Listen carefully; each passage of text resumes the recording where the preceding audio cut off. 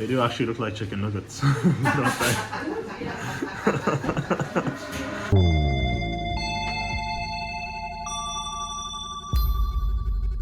So a little over a year ago, I talked about gynecomastia, or gyno, and kind of the struggles that I kind of went through with it, and some of the struggles that you might have gone through with it. I also mentioned something about a surgery that I was going to get. Well, my friends, it is now time to dissect. So the TLDR of that video is I basically went through gyno, or the scientific name for it, bitch tits. It's a condition that develops around puberty, or it can develop if you're taking like roids or if you're jacking up on hormones or whatever, but it's mainly developed at puberty for boys, where the breast tissue kind of enlarges and becomes larger than usual. So the normal male breast tissue is about like this small, maybe, like tiny. Like it's a little bit of breast tissue behind the nipple.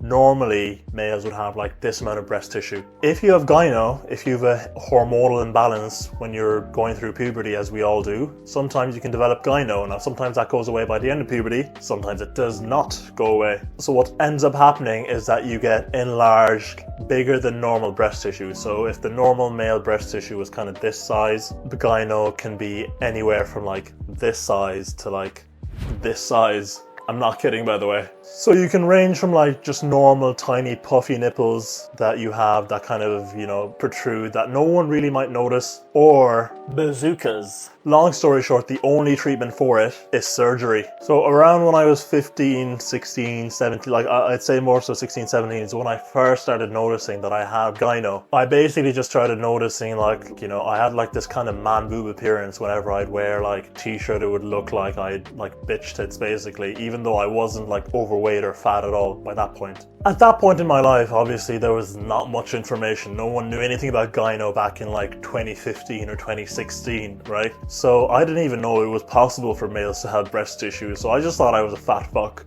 or that I had like a really underdeveloped chest, you know. I thought like I either needed to lose more weight or I needed to tighten up my chest by like building muscle or something, and that it would go away. Like gyno wasn't even in the ether. Like it was a very niche thing that you had to be like in the very kind of niche bodybuilding communities to even know about, and even then like it just wasn't as prevalent or in the consciousness as it is today. So I started dieting to try and lose weight, and then I kind of started gymming around 17 years old, very inconsistently of course. You know the story about my first 4 years of going in and out of the gym and making no progress. But I mainly started dieting, and I was eating like under 2,000 calories at like 6'3", 6'4", when I didn't need to cut at all. But I just thought like, oh yeah, I need to cut to get rid of these like tits. At age 19, 20, I still had tits, and I was like, you know, as I'm scrolling like how to get rid of man boobs, any diets or any exercises that would get rid of man boobs, I came across, through the research,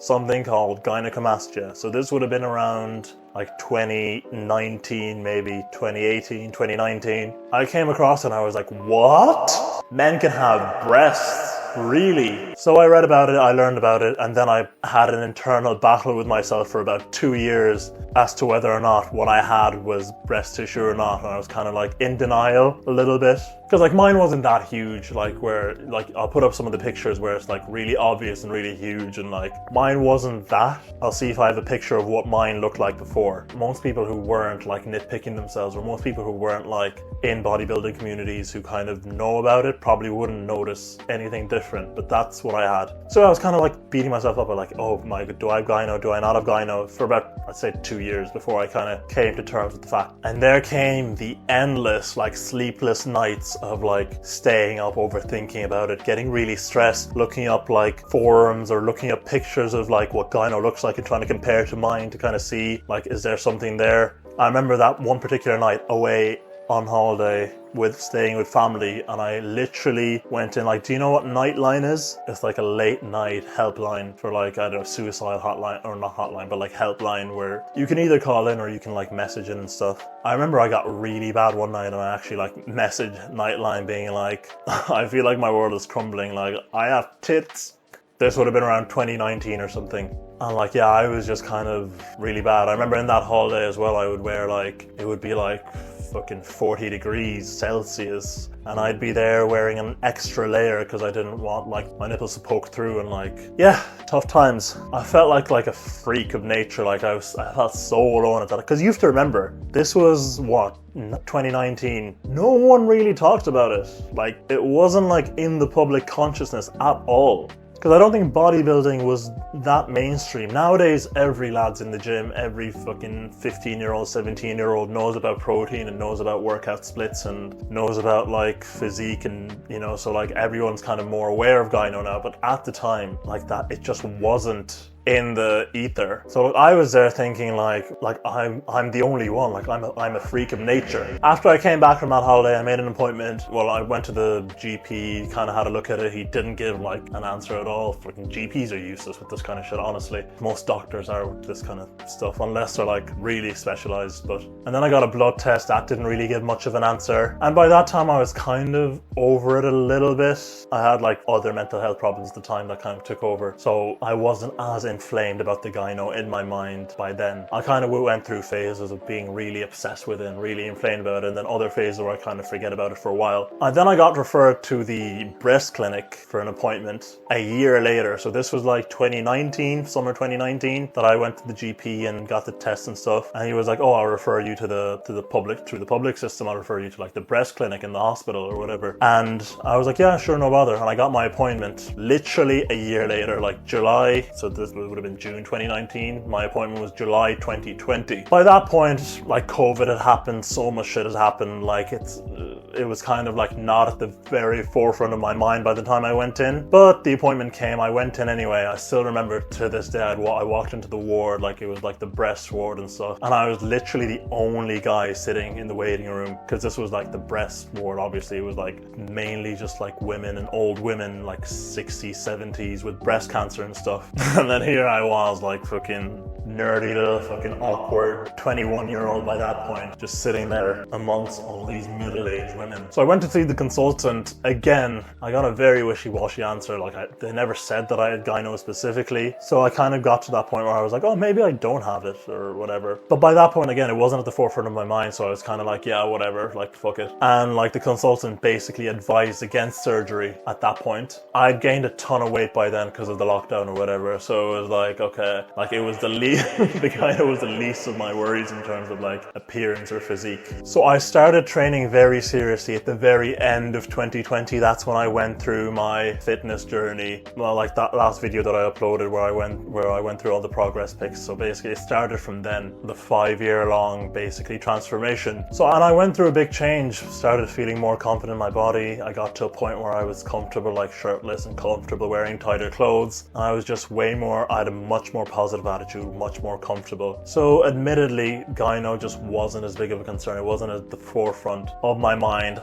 by that point, but it was still there, lingering. And I would still go through periods where I'd get the odd sleepless night, kind of stressing out over it. And it was also around then, this would have been like the last couple of years, like from 2021 onwards, where gyno became way more like known about. Way more people started talking about it because bodybuilding became more popular. So I was starting to see like on social media, more and more guys would come out and like talk about like having gyno and like, this is my gyno. And a load of guys who had really good physiques who I actually like respected, and like I thought they were like fucking lad, like chads, you know, and they all came with gyno. And I was like, wow. So like this is like, I'm not alone. So by that point I felt a lot better about it, a lot less stress, a lot less like doomer about it, because I was like, okay, this is kind of normal and mine actually isn't that bad. And like, yeah, like I can, this is kind of fine, you know. It was still there at the back of my mind though. I still kind of had the same issues, the same thing of like constantly flicking my nipple and stuff to like, you know, so when you have gyno and you can kind of like flip your nipple so that when it TMI, but when it kind of goes hard, or when you're cold and it kind of goes hard, it kind of shrivels up, so it's not as saggy, so the fucking the pointiness and the sagginess isn't as prominent then. Like whatever, I'm sure any guy with gyno can relate to this. So yeah, you kind of flick the nipple so that like the nipple basically shrivels and shrinks, so it looks smaller and the gyno becomes less evident. So I'll try and get a picture of me with like the really shriveled hard nipples where you basically you can't tell that I've gyno. It looks like I've no gyno at all. And then one where it's like a lot warmer, where it's like the more natural state where you can kind of see the nipple is a bit more protruded and a bit more puffy. So I was still doing a lot of that to try and like make it look better, like constantly just there like flicking it like it's a fucking horny 13-year-old girl, like flicking the bean and shit. Trying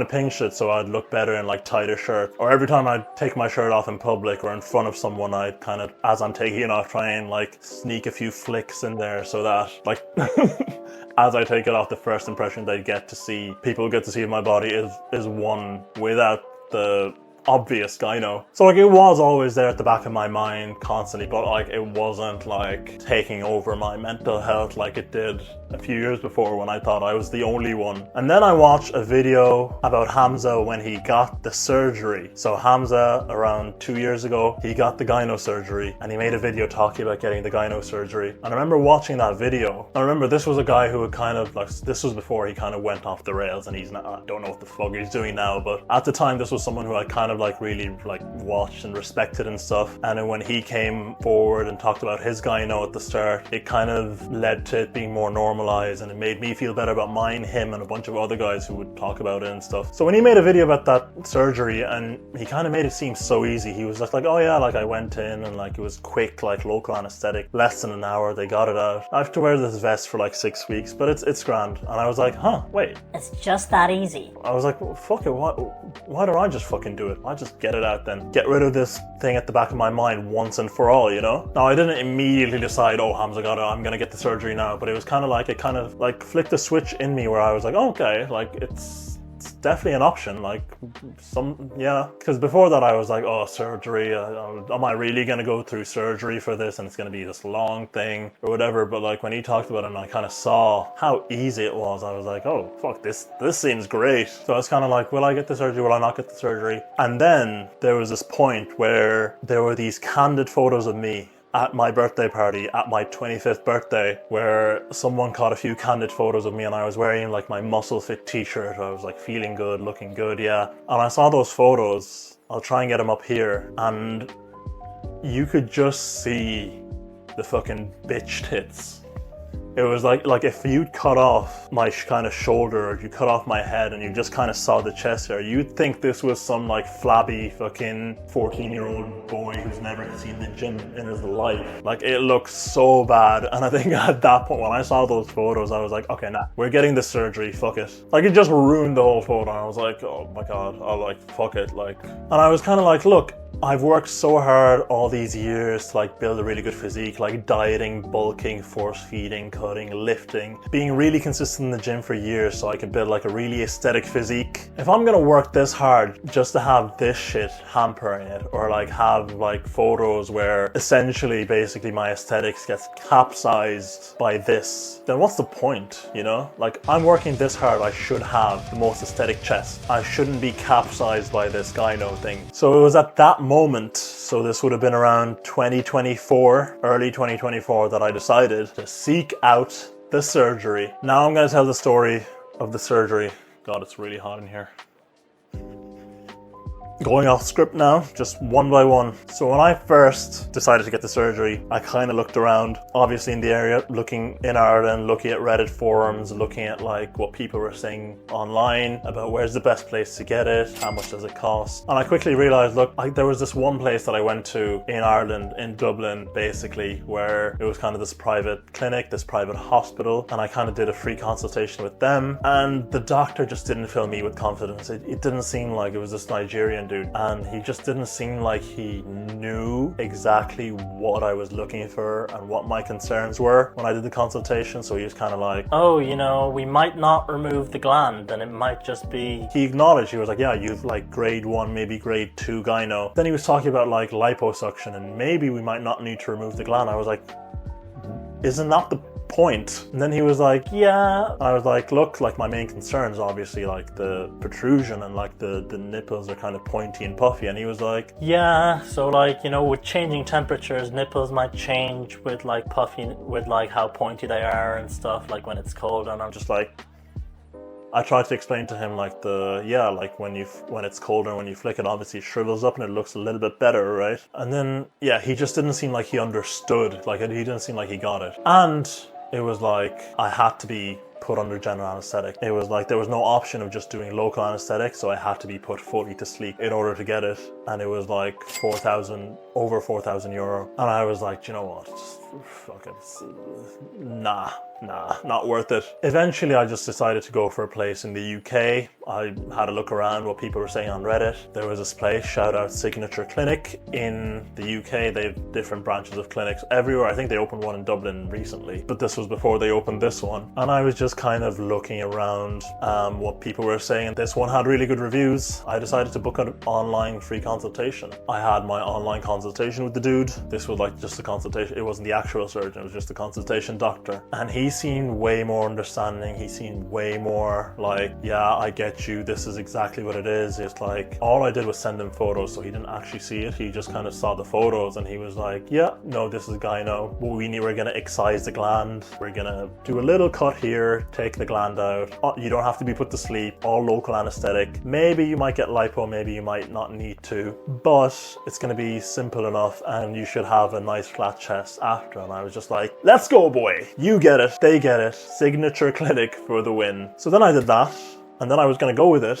And then my parents were like, oh, we'll just do it on the public system. And I was like, isn't that gonna take like at least like 2 decades to get on the waiting list? And they were like, because my parents are doctors, they were like, no, we can get you in, no bother. We know people, we have connections, we can get you in. And I trusted them. That was my first mistake. The Irish health system, the Irish fucking public health system is, yeah. Basically, trusting the Irish health system to deliver something quickly or very effectively is like trusting a girl not to cancel on a date, you know? trust it at your own risk. But I foolishly was decided, okay, I'll trust my parents to get me like a quicker appointment. I left it with them and it was like, okay, 2 months, 3 months later, no appointment. It was like May then. And then my dad was like, okay, no, we're not gonna, he apparently first of all wanted to put me with the breast clinic. And I was just like, surely you'd want to go to the plastic surgery clinic. So yeah, eventually I never got the appointment with the breast clinic because I'm behind like pretty much half the population of middle-aged women in the country. And that list. I'm definitely not the priority there. And then like 3-4 months later, it was like, okay, I finally got a consultation for the plastic surgeon. And I got the consultation for when? October. This was May. I'd already waited 3 months, 4 months to hear back. And they were like, yeah, we're gonna get your consultation in October, like still another 4 or 5 months. This is, by the way, this is me supposedly cutting the line because of like connections. I was like, oh, should I just go with the, like I already did the consultation with the private, it's like, it's only going to be £3,000. Should I just go with it? And they were like, nah, I mean, you're going to be seen in a few months in the public system. You can get it done basically for free. Why not? So I was like, okay, I'll give it a chance. October rolls around. Oh, the week before the appointment, actually, they're like, I get a letter. Yeah, we're busy. Actually, no, it wasn't a letter. I emailed the week before to be like, hey, am I still on for this appointment? They get back to me. They're like, no, sorry, we have to cancel because the surgeon is so busy, so backed up with his like cancer like people, because obviously the plastic surgeon has to, like, women who get breast cancer and they get their mastectomies removed, they get plastic surgery to repair shit, their aesthetics. So he's like, oh, he's so busy and so backed up. When's my next appointment? Fucking February 2025. So bear in mind, when I first had my consultation with the private clinic to get the surgery done, this was January 2024, and through my parents telling me, oh yeah, we're gonna get you in the public system quickly, you don't need to pay privately for it, and I trusted them. I didn't end up getting consultation until February 2025, like more than a year later. I was like, ah! But by that point it was already October, so it was like, okay, I might as well wait till fucking February. Was it February, or even, it might have even been March actually. But yeah, so I wait to March, I go to the appointment in March, and like the surgeon just kind of, again, he does like women's post breast cancer fucking surgeries and repairs and shit. He doesn't, how many gyno surgeries does he do? Probably none. Like probably what, a handful a year. So he just didn't fill me with confidence that he knew what I was looking for either. He came in and he's like, yeah, your pecs are pretty big, so like we can do the surgery, we can do the incision, you know? We might not be able to get it out with incision, so we might just do a liposuction, and we might like get some of the gland out through the liposuction. and I was just like, because by that point I'd researched a lot and I kind of watched so many videos of the surgery where people get the excision out, and they were like, and everything I'd read was like, you need to excise the whole gland or else they can grow back. So the second he said that, I was just like, you're not filling me with confidence at all. And then he started talking about like, your pecs are so big, so even if we remove it, you know, their nipples are still gonna stick out because you just have, we need to get you on a negative like pec detrainer training regimen so that my pecs basically reverse grow. He wanted me to detrain my pecs basically so that I could get better. I was just like, bro, you're waffling here. At that point I was like, no, you clearly don't know what you're talking about. This is me talking to the surgeon. But like the second he says that, I was just like, bro, what is this? It was like, oh, you have to be under general anesthetic, you have to be put to sleep. I was like, oh great, didn't want to do that at all. And then get this, he's gonna put me on the waiting list for the surgery. Didn't give me a date. What was the approximate date that he was like, that I can expect to get the surgery done? Maybe 12 months later, so 2026. So 12 months later, maybe 12 months later. What he said was, yeah, around 10, 11 months. If you don't get a date, then call us and push us, and then we'll try and push a date for you. So even then it was like a maybe. I was like, by that point I was like, bro, fuck this and fuck you and fuck you, this entire system. Like I had decided to get this surgery done like a year ago, basically January 2024. And I decided to go private because I knew public would take so long. But I trusted my parents to get me in quicker, and in the end I ended up wasting a whole year. And then it was like, I'm not gonna get a surgery until the following year, and I was just like, nah, fuck this, I'm done, not coming back. I'm gonna go back to my beloved, trusted Signature Clinic in the UK. So yeah, anyway, I went back to Signature Clinic in the UK, and I was just basically like, hey, remember me, the guy who wasted your time last year? Well, now I'm definitely gonna get it. They were probably like, oh, I'm not this loser again. But anyway, they were like, since it's been a year, you have to do another consultation. So I went and did another virtual consultation, had my chat with the consultation doctor, and within a month I had my appointment for the surgery. Could have been done last year, but here we are. So I got my appointment. The surgery was in London. I traveled to London with my dad, and I walked into the clinic on a very sunny 29-degree summer, afternoon essentially. So before going into the operating room, obviously did all the paperwork and stuff, and the nurses, took all my fucking measurements and the pictures and stuff. And they were like, yeah, it's like grade 1 gyno. It's the most minimal possible. We will get it out and it should be fine. Local anesthetic, it's gonna take less than an hour. At the end, it took less than 45 minutes, I think, in the end. But yeah, I recorded this video just as I was about to go into the surgery in the bathroom mirror in the clinic. So this is the video that I recorded. As you can see, just wanted to get a quick video to show what it looked like just before. As you can see there, it's the very obvious prominence of the nipple, very obvious, gyno there. There's obviously a bulge. They're very puffy. They're very sticky out. Even in the t-shirt, I don't know if you can see, rewind if you need to. You could see even through the shirt they were kind of showing, but very obviously, sticking out. So what happened was I walked in, I got into the operating table. Obviously, it was under local anesthetic, so I lay down. The funny thing is they put the sheets over my, as I was laying down, like here, so that I wouldn't see what they were doing, so I couldn't see it. But the funny thing is they had the light on so that they could see for themselves, and the light obviously thing was made from glass. The light shield or whatever was made from glass, and I could see the surgery they were doing. As I was looking up, I could see the surgery in the reflection of the glass. I could see, obviously I'd seen videos of the surgery hundreds of times by this point from watching them on YouTube, and I could see exactly what they were doing. I could see as they pulled the fucking gland out, as they made the incision, as they pulled the gland out, in that reflection there. And it was quite satisfying to watch, to be honest. I actually enjoyed that. I'm glad I got to see it covertly through the reflection. I only really got to see the right one, I think, because obviously I couldn't see the left one, but So that's the funny thing is I got to watch it without them knowing that I was just secretly there watching what they were doing. Relatively painless. There was a bit of pain there, obviously, when they injected the local anesthetic into the nipple so that the area would be numbed up. So they injected a lot of local anesthetic, and then I think there was one point where they didn't inject enough on the right side, so when they started like going in and cutting the thing, trying to pull the gland out, I felt quite a bit sore, so they had to inject a little bit more. No biggie, little painful there, but in the end, overall painless. I could see the process of when they pulled the whole gland out and stitched it up. Overall took less than 45 minutes, fairly simple procedure. Yeah, so as you can see, this is the breast tissue here. It's around 5 centimeters each in diameter. It's about 4 times the size of what the normal should be. So as you can see it there, very, very cool to see. And this is the video. So yeah, as you can see very up close, there it is. The forbidden chicken nugget. Post-surgery, obviously, there were things like for the first week, avoid caffeine, avoid nicotine, avoid alcohol. They tell you avoid any smoking for about 6 weeks, avoid any strenuous activity, so try and stay very relaxed for the first week or so to try and avoid doing any stretch, anything that's going to cause any stretching. Try and not lift your arms above your head or whatever, just so it heals for the first week. They put a bunch of dressings and gauze over the area, basically, for the first 48 hours after the surgery. So you had to wear this compression vest basically for 6 weeks after the surgery. For the first 3 weeks I was told to wear it 24/7, and then for the last 3 weeks it was wear it for 8 to 12 hours a day.